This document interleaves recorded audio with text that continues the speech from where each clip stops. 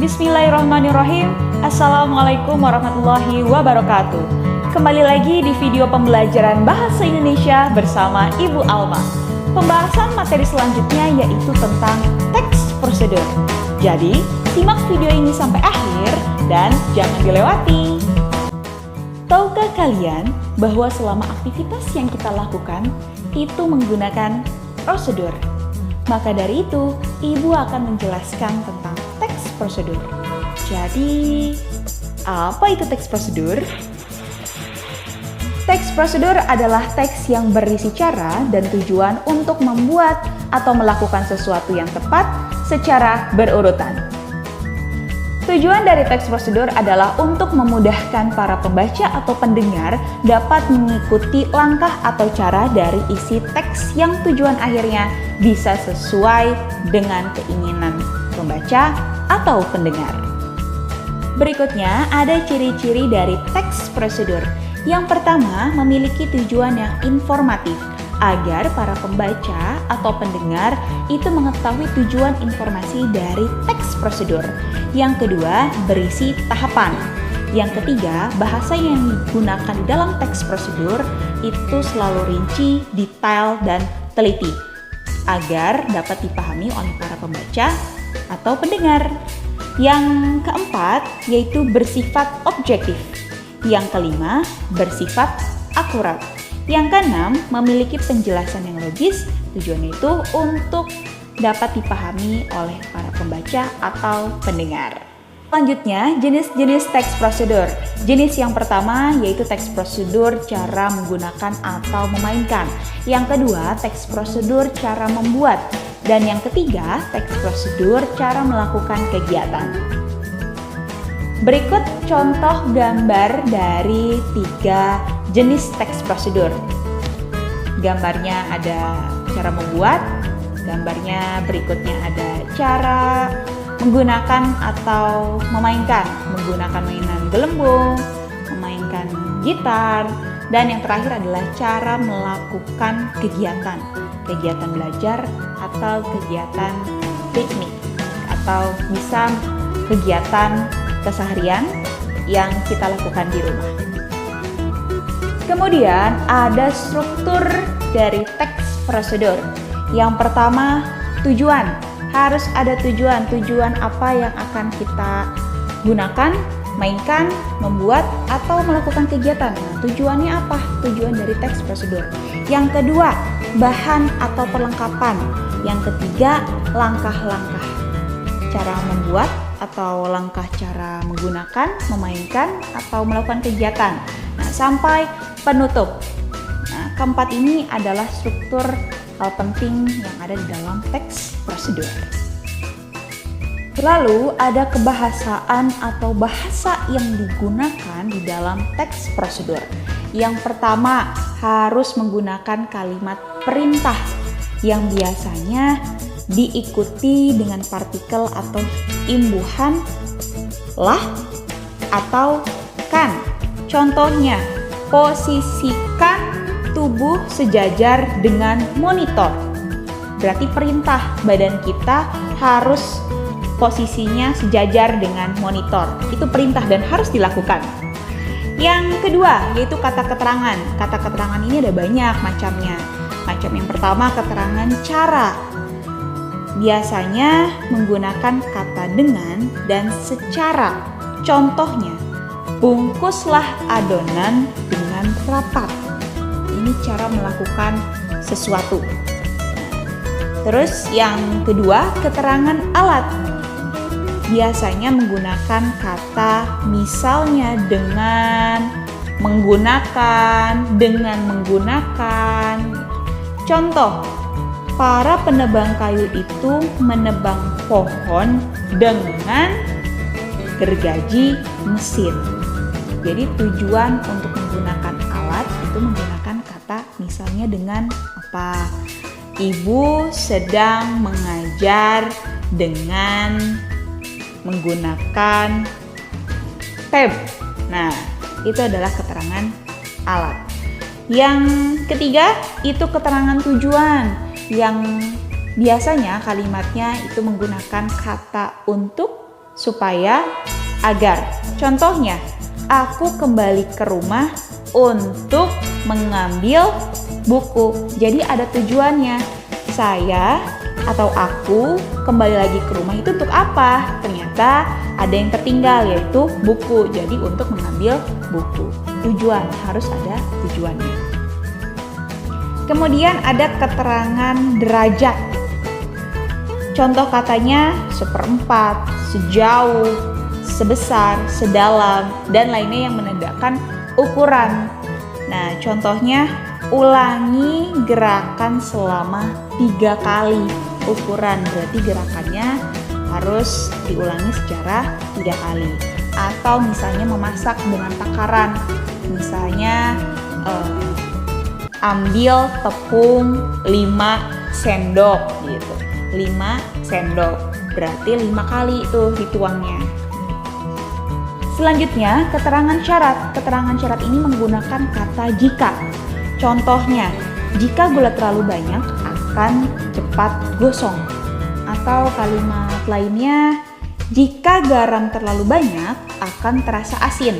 Nah, itu adalah penggunaan kata yang termasuk keterangan syarat. Yang keterangan berikutnya, keterangan akibat, yaitu menggunakan kata hingga, akibatnya, sehingga, sampai, dan menjadi. Contoh kalimatnya yaitu goreng adonan hingga kecoklatan. Nah, kalimat tersebut itu menggunakan keterangan akibat, yaitu kata hingga. Kebahasaan yang ketiga yaitu kalimat saran atau larangan. Kata sarannya itu adalah sebaiknya. Kalau kata larangan yaitu hindari dan jangan. Di sini contoh dari kalimat saran, yaitu untuk mencapai hasil terbaik, sebaiknya gunakan bambu yang sudah dikeringkan minimal selama 1 tahun. Nah, itu adalah kalimat saran yang menggunakan kata sebaiknya. Kalau kalimat larangan, jangan menggunakan sendok untuk mengaduk adonan. Nah, berarti itu larangan karena menggunakan kata jangan. Kebahasan berikutnya yaitu yang keempat, menggunakan akhiran kan dan i. Contohnya lumuri, kata dasarnya dari lumur ditambahkan akhiran i jadi lumuri. Lumuri loyang dengan mentega. Yang kelima yaitu penggunaan bentuk pasif untuk proses. Bentuk pasif ini adalah kebalikan dari bentuk aktif, yang dimana kata kerjanya itu menjadi kata pasif. Contohnya, tombol keyboard sebaiknya ditekan dengan lembut. Jadi, kata atau bentuk pasifnya itu adalah kata ditekan. Nah, kata ditekan ini ditandai dengan imbuhan kata depan di. Jadi, untuk melakukan proses biasanya ditandai dengan imbuhan di, seperti ditekan, dipukul, dimasak, dan lain halnya kata kerja yang menggunakan imbuhan di. Berikutnya adalah penggunaan kriteria atau batasan, yaitu kalimat teks prosedur yang harus terperinci dan jelas batasannya. Contoh, angkat kaki kanan setinggi lutut. Jadi, yang disebut penggunaan batasan atau kriteria itu di kalimat tersebut adalah setinggi lutut. Jadi, kita mengetahui bahwa kaki kanan kita diangkat setinggi apa. Nah, yaitu batasannya, kriterianya adalah kata setinggi lutut. Yang terakhir yaitu menggunakan kata hubung. Sudah kita ketahui bahwa kata hubung itu ditandai dengan kata kemudian, setelah itu, lalu, dan lainnya. Contohnya, setelah sepatu kering, semir dengan menggunakan kain tebal. Kata hubungnya yaitu kata setelah. Baik, selanjutnya Ibu memberikan sebuah contoh teks prosedur, yaitu yang berjudul cara membuat bubur Manado. Ini sudah beserta struktur dan kebahasaannya. Nah, kalian bisa simak dan perhatikan teksnya. Di situ tujuannya sudah ditentukan, bahwa di sini tujuannya itu atau judul dari teksnya itu bisa termasuk tujuannya. Nah, karena di sini ada kata pengantar di awal, itu termasuk tujuannya. Tapi kalau tidak ada kata pengantarnya, judul bisa sebagai tujuan dari teks prosedur. Nah, kemudian ada bahan-bahan. Tadi strukturnya ada bahan-bahan ya. Di sini juga di teks prosedurnya ada bahan secara lengkap dan kemudian langkah-langkahnya secara berurutan dan sampai penutup. Nah, penutup ini adalah biasanya berisi penutup untuk sajian terhadap makanan atau memainkan pembahasan kegiatan lainnya. Nah, kemudian ada kebahasaan dari teks tersebut. Di sini ada 3 kebahasaan yang digunakan di dalam teks prosedur ini. Di sini sudah Ibu garis bawahi bahwa di sini menggunakan kata perintah, yaitu menggunakan partikel kan. Kalian bisa lihat di langkah-langkah, yaitu yang nomor 1, didihkan, masukkan. Nah, itu adalah kata perintah. Terus tambahkan. Nah, kemudian kebahasaan yang kedua adalah ada kalimat larangan, yaitu menggunakan kata jangan. Masih di langkah-langkah yang nomor 2, jangan sampai terlalu layu. Yang kebahasaan berikutnya yaitu penggunaan bentuk pasif, yaitu menggunakan kata ditemani. Nah, itu dia contoh teks beserta struktur dan kebahasaannya. Contoh teks selanjutnya yaitu cara mencuci tangan dengan baik dan benar. Nah, ini termasuk ke jenis teks prosedur apa? Ini termasuk ke jenis teks prosedur cara melakukan kegiatan, yaitu melakukan kegiatannya mencuci tangan. Di sini juga sudah beserta struktur dan kebahasaannya. Nah, tujuannya juga sama. Di sini ada kata pengantarnya di awal, kemudian ada langkah-langkah dan penutup.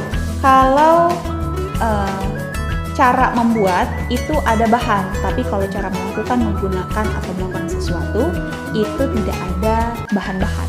Jadi bahan-bahan itu untuk cara membuat.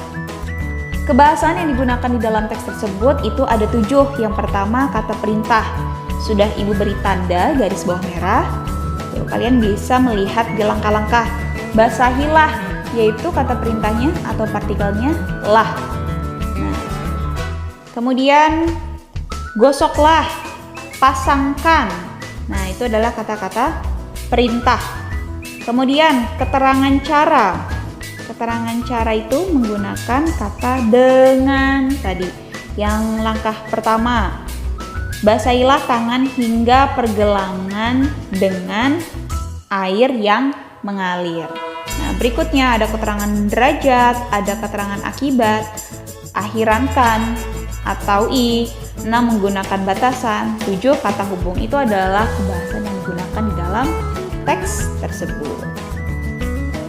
Berikutnya, ada langkah-langkah bagaimana cara membuat teks prosedur. Yang pertama, menentukan objek. Kalian harus menentukan objek apa yang kalian mungkin ingin membuat, memainkan, melakukan sesuatu kegiatan, dan lainnya. Yang kedua, mencari data seakurat mungkin. Kalian cari data sesuai dengan objek yang kalian sudah tentukan. Yang ketiga, menentukan pokok isi. Pokok isi apa yang akan dibahas di dalam teks prosedur. Yang keempat, membuat daftar kerangka seperti bagaimana dari judulnya, dari apakah ada bahan atau alatnya, terus bagaimana dengan langkah-langkahnya sampai dengan penutup. Yang kelima, mengurutkan setiap tahapan awal sampai akhir.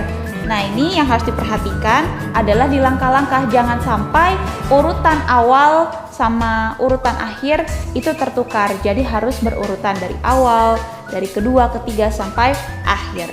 Yang terakhir yaitu mengembangkan bentuk kerangka pokok menjadi teks prosedur. Kembangkan teks prosedur dengan menggunakan sesuai struktur dan kaidah kebahasaannya. Alhamdulillahirrahmanirrahim, selesai sudah pembahasan materi teks prosedur.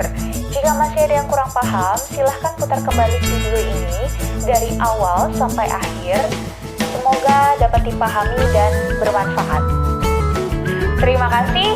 Sampai jumpa di video berikutnya. Wassalamualaikum warahmatullahi wabarakatuh.